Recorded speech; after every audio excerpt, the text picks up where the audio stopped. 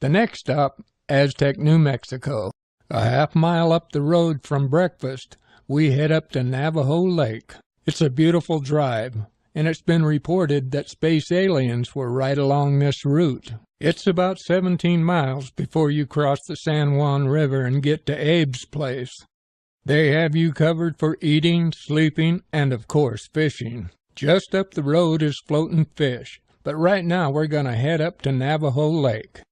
The lake itself is a great fishery, with smallmouth bass, great northern pike, crappie, trout, channel catfish, and a great kokanee run.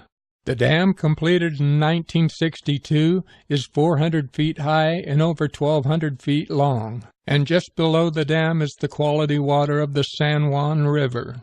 The water comes out of the dam around 40 degrees, so it's cold. With an abundance of food, you'll find thousands of quality trophy trout right here in the San Juan River. Well, enough about the talk. I'm going to head down to Floating Fish and talk with Ray and see how to catch these fish. As you walk through the doors of Floating Fish, you see that Ray is a real outdoorsman. He has everything that the fisherman needs, including top fishing guides.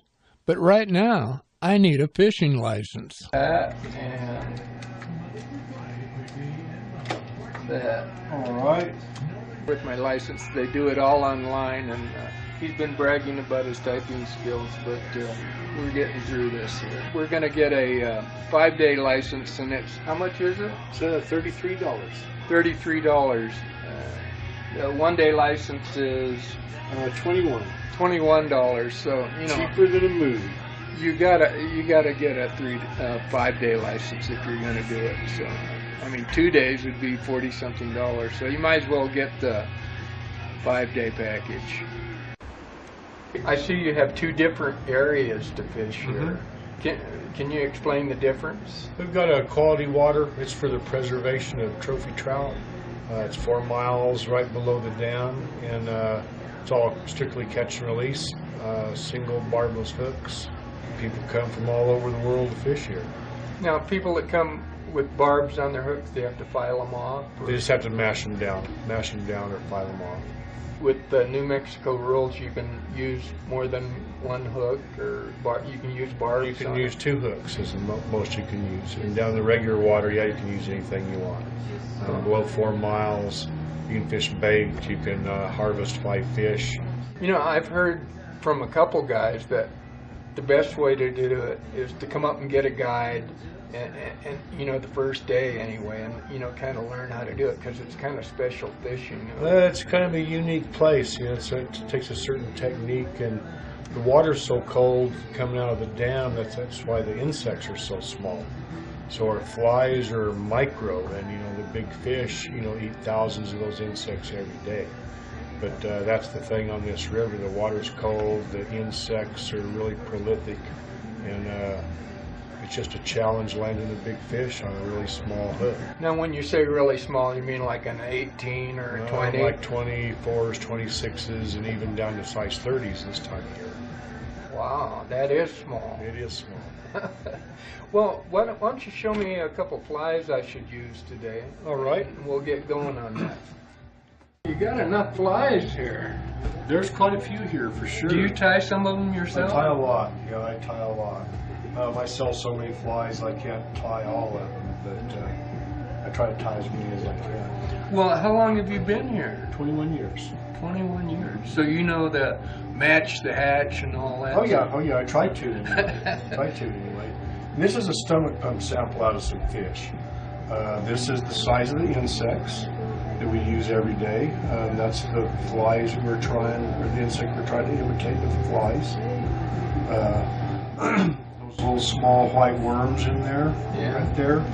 That's the tubiflex worm. They were this color when we took that sample. They kind of lose their color in the alcohol.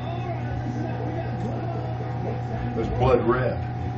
That is one of the main fish foods in this river. They eat that insect 24 hours a day, 7 days a week, all year long. Wow. When you come to fish the San Juan River, stop by Floating Fish and talk with Ray, and you'll know what's going on the river. This is the Texas Hole, probably the busiest spot on the river.